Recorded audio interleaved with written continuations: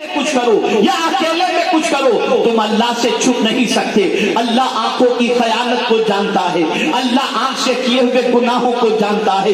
اللہ اکبر۔ رسول اعظم نے صحابہ کی ایسی تربیت فرمائی تھی کہ اللہ اکبر، ایک صحابی حضور کی خدمت میں حاضر آئے، عرض کرتے ہیں یا رسول اللہ صلی اللہ تعالی علیہ وسلم، مجھ سے گناہ سرزد ہوا، کیا میں توبہ کروں تو میرے گناہ میرا مولا معاف فرما دے گا؟ آقا نے فرمایا ہاں، تیرے گناہوں کو تیرا کریم معاف فرما دے گا، یقیناً مولا معاف فرما دے گا۔ صحابی تھوڑے سے آگے بڑھے، پھر پلٹ کر کے آئے۔ تصور دیکھیے، اللہ کے دیکھنے کا تصور حضور نے کس طریقے سے دل میں بٹھا دیا تھا، اور خوف خدا کتنا بٹھا دیا تھا۔ اللہ اکبر۔ تھوڑے آگے جا کر کے پھر پلٹ کر کے آئے، عرض کرتے ہیں یا رسول اللہ صلی اللہ تعالی علیہ وسلم، کیا جب میں گناہ کرتا تھا تو میرے مولا نے مجھے گناہ کرتے دیکھ لیا؟ سرکار نے فرمایا ہاں، اتنا سننا تھا، لڑک گئے اور اسی موقع پر کانپتے ہوئے یا اللہ یہ کہتے ہوئے ان کی روح پرواز کر گئی۔ میں پوچھنا چاہتا ہوں، رزق کون دے رہا ہے؟ یہ آنکھوں میں روشنی کس نے عطا فرمائی ہے؟ یہ پاؤں میں قوت کس نے عطا فرمائی ہے؟ یہ دھڑکنے والا دل کس نے عطا فرمایا ہے؟ یہ پیروں میں چلنے کی قوت کس نے عطا فرمائی ہے؟ دنیا کا کوئی شخص تمہیں آنکھ نہیں دے سکتا، خدا نے آنکھ دی ہے۔ اسے آوارہ گردی میں خرچ مت کرو، اسے بدنگاہی میں خرچ مت کرو، اسے غلط چیزوں کو دیکھنے میں خرچ مت کرو۔ اللہ اکبر۔ قرآن نے آگے بڑی پیاری بات فرما دی، اگر تم اپنی نگاہوں کی اور اپنی شرمگاہ کی حفاظت کرو تو کیا یہ چیز ہے؟ یہ اگر کوئی حفاظت کر لے تو کیا فائدہ ہے؟ تو قرآن کہتا ہے ذالک ازکیٰ لہم، یہ ان کے لیے بہت بہتر ہے، بہت پاکیزہ ہے، بہت قلب کو سرور عطا کرنے والا ہے۔ یعنی اگر کوئی شخص اپنی نگاہوں کو جھکا لیتا ہے تو اللہ اس کے دل کو پاک فرما دیا کرتا۔ میرے پیارے آقا صلی اللہ تعالی علیہ وسلم کے پیارے دیوانوں، آج جتنی بھی بدکرداریاں ہو رہی ہیں یہ نگاہوں کی خطا کی وجہ سے ہو رہی ہیں، یہ آنکھوں کی غلطیوں کی وجہ سے ہو رہی ہیں۔ نگاہوں کو جھکائے رہو، نگاہوں کی حفاظت کرو۔ صحابہ کی تمنا دیکھو، ان کی تمنا کیا تھی؟ صدیق اکبر رضی اللہ تعالی عنہ سے پوچھا گیا ابو بکر تمہاری تمنا کیا ہے؟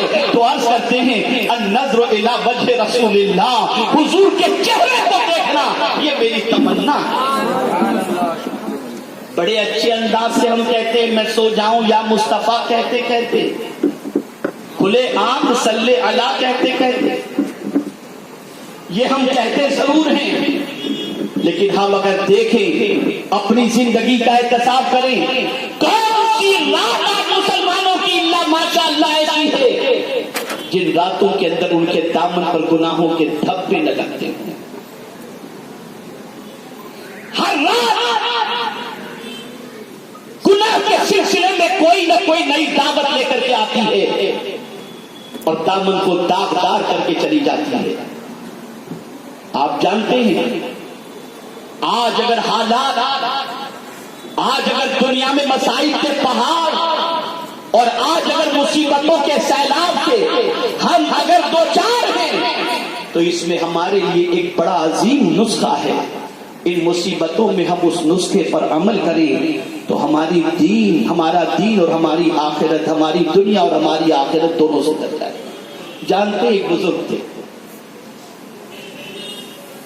جب چاہتے تھے کسی کو حضور کا دیدار کرا دیتے، جس کو جب چاہتے حضور کا دیدار کرا دیتے۔ آپ اس واقعے کو سننے سے پہلے اپنی بے چینی کو سامنے رکھیں، اپنی پریشانی کو سامنے رکھیں۔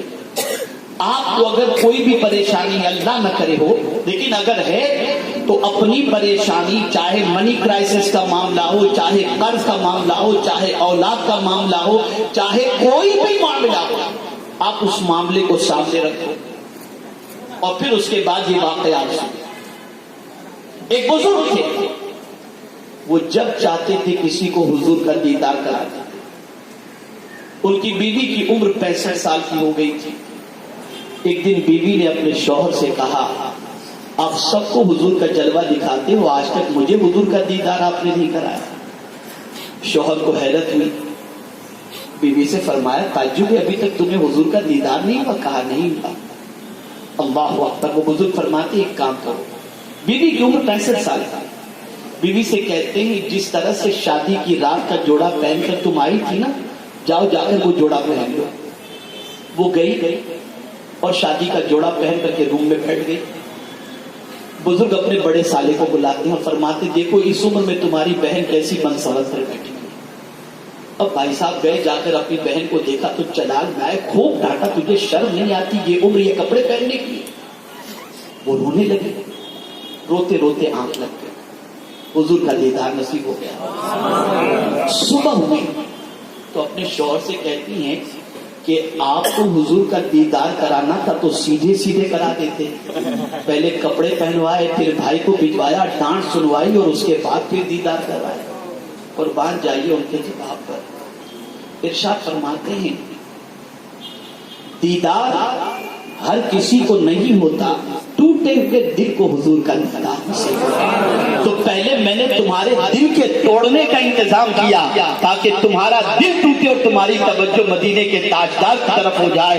और जब किसी की तवज्जो मदीने के ताजदार की तरफ हो जाए तो आका अपना जलवा दिखा ही देते। ऐ रसूल आजम सल्लल्लाहु तआला अलैहि वसल्लम के दीवानों, ये आंख अल्लाह ने हमें अता फरमाई है। अल्लाह अकबर। मेरे प्यारे आका सल्लल्लाहु तआला अलैहि वसल्लम के प्यारे दीवानों, अब आप में से कोई शख्स ये कह सकता है हजरत हम ये चाहते हैं कि हम अपनी निगाहों की हिफाजत करें, अपनी आंखों की हिफाजत करें, हमें कोई नुस्खा अता फरमाएं ताकि हम उसके जरिए अपनी आंखों की हिफाजत करें। बहुत सारे नुस्खे हैं, कमोबेश आंखों की हिफाजत के हवाले से 7 आयतें हैं जिसके जरिए मैं आपको बता सकता हूं कि इन चीजों के जरिए आप आंखों की हिफाजत कर सकते हैं। लेकिन किल्लते वक्त की बुनियाद पर और कानून की पाबंदी की बुनियाद पर मैं वक्त ज्यादा लेने की बजाय एक आयत पहले आपके सामने पेश कर दूं, 2 आयतें पेश कर दूं ताकि आप अच्छी तरह से समझ सकें कि आंखों की हिफाजत करना कब आपके लिए हमारे लिए आसान होगा। आज ये मैं आपको बताऊं, परवरदिगार जल्ल जलालहू कुरान मुकद्दस में इरशाद फरमाता है इन्नल्लाह यअमुरुकुम अन तुअद्दुल अमानाति इला अहलिहा।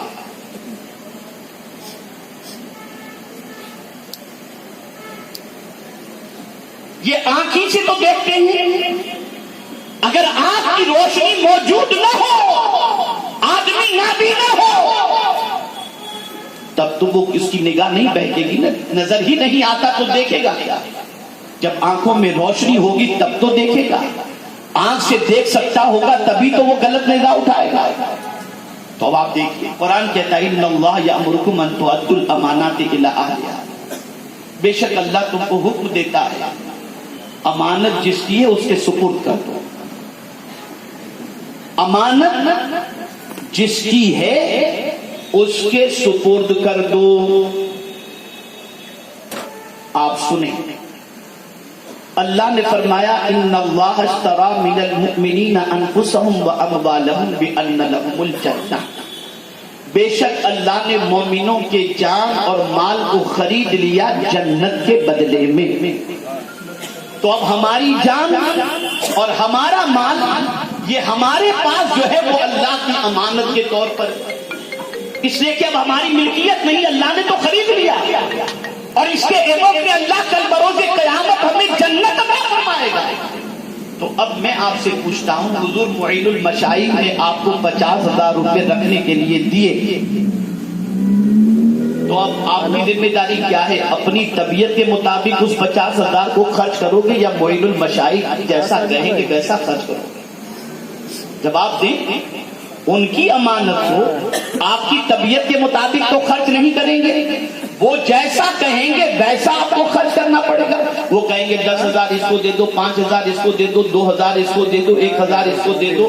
तो चूंकि इनकी अमानत आपके पास है इसलिए उनकी अमानत को उनके कहने के मुताबिक खर्च करो।